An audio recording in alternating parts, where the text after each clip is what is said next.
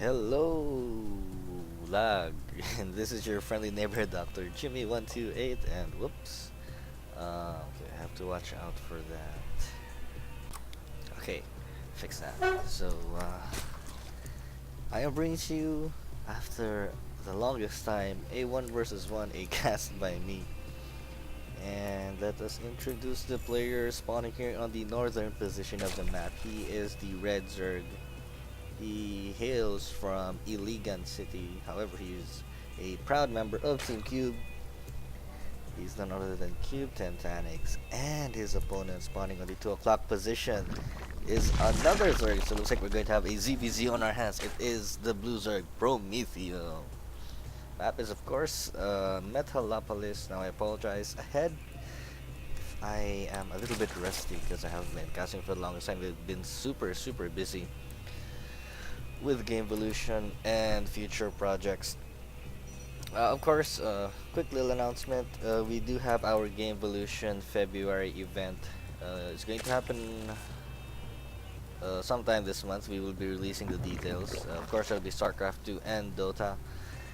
Both expert tournaments for the really high pros, and for you casual players who want to get into competition, we have the novice tournament, or something that I like to call search for the next superstars.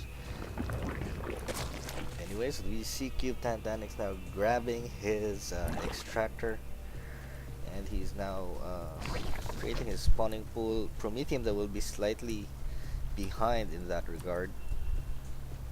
So Gino will have an advantage upgrade wise if he does decide to go for speed links, which is normally how things go in ZVZ. But let us see what will happen. I have no idea how this game goes. So the Overlord here just being very pesky. Looks like it's following this drone, I think. And here we go. Spawning pool is now coming up, and let us see if Gino goes for Zergling speed. He does have enough. There you go. Zergling speed, Queen on the way. Same goes for Promethium. He will get Zergling speed right ASAP, and he pulls off all his drones. Gino though has left some drones on the gas, so he might also go ahead and get roaches, or even quite possibly banelings to also help counter any Zergling threats. 4 Zerglings are now out for Gino, and 4 more on the way. So that will be a total of 8. We have a couple of Zerglings now out for Promethium. However, he is going for that really fast expansion, so Gino will have a window of opportunity here, as Promethium will be vulnerable as he's grabbing an expansion, and Gino's, as I thought, he's going for a Baneless Nest, and it looks like he's going to now apply pressure excuse me, on this expansion hatchery. Team trying to go down for defense. It might just help try and defend this hatchery along with these Zerglings. However, Gino can actually engage right now. No, I don't think he can. 4 Zerglings and a Queen against 6 Zerglings, so advantage Promethium. However, there are more reinforcing Zerglings coming in for Tantanix. However, he is supply blocked.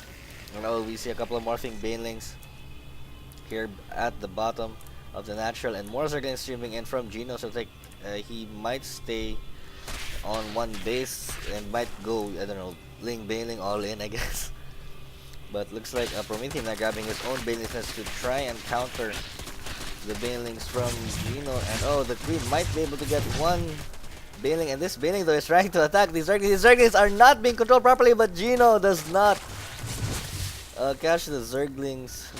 But here we go. Looks like Gino's now moving up the ramp. He has a couple of Banelings. One Bailing blows off on one Zergling. Not the best exchange right there. However, Gino's able to clean up all the rest of the Zerglings. We have 12 more Zerglings coming in for Gino. And looks like he's gonna try and morph in a couple of more Banelings. However, I'm not sure if this is the best decision, as these drones can actually kill them. And looks like Gino is going to be able to snipe the Queen, and the Baneling does explode, but I don't know on what. Maybe it was, I think that was Prometheum's Baneling, but there are more Zerglings now coming in for Tantanix, and it looks like Promethium now is herp derp. Quite I don't know, maybe they played a couple of games before this. I'm not sure, but a bunch of Banelings are coming out for Promethium. However, there are some Banelings here from Tantanix, and one Baneling exploding on two. Not the best right there, and Baneling not blowing off on those Zerglings, but yikes! Nice Baneling explosion there, killing off 4 Zerglings. However, 2 Banelings. Okay, that Baneling exploding on every single Zergling for Tantanix. So Promethium has some breathing room. However, let's look at income type. Gino is slightly behind, so he does have a slight lead in the harvester count. However, Gino continuing to put on the pressure. It looks like Promethium has no other choice but to play defense right here. Maybe a Spinecrawler would actually be very, very helpful in this situation. But there you go, very smart right here, trying to wall off his mineral line with 2 evolution chambers and a Spinecrawler. However, let us see if that is if that comes into play later on. Looks like we have 1 defensive Baneling up here for Promethium, and 1 Baneling going to try and intercept all these Zerglings. Gino can just simply pull off 1 Zergling. There you go. To attack that Baneling, no problem. And it looks like Gino hiding a couple of Banelings here at the back. Promethium looking, desperately looking for them, but that 1 Baneling is going to explode on 4, but it takes 2 Banelings. There you go, 2 Banelings to kill 1 Baneling. So Promethium did come out on top in that exchange, and looks like Gino continuing to put in more pressure. However, Promethium is producing 18 Zerglings of his own. Gino almost lost all of his Zerglings right there, losing 3 Zerglings to that 1 Baneling. And here we go, it's going to be a Zergling on Zergling battle. So Gino gets somewhat of a flank, but the Zerglings spread out rather quickly.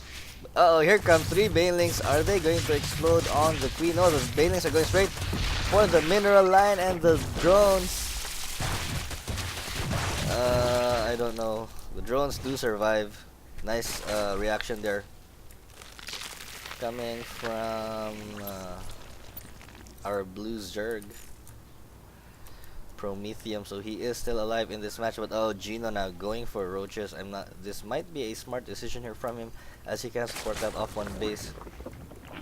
However, there are more Zerglings now streaming in for Gino, and looks like he might go ahead and grab his expansion. He feels confident enough to do so. However, Promethium though is going on a counter offensive. He is now going to attack with a whole lot of Banelings and a whole lot of Zerglings and a couple of Banelings.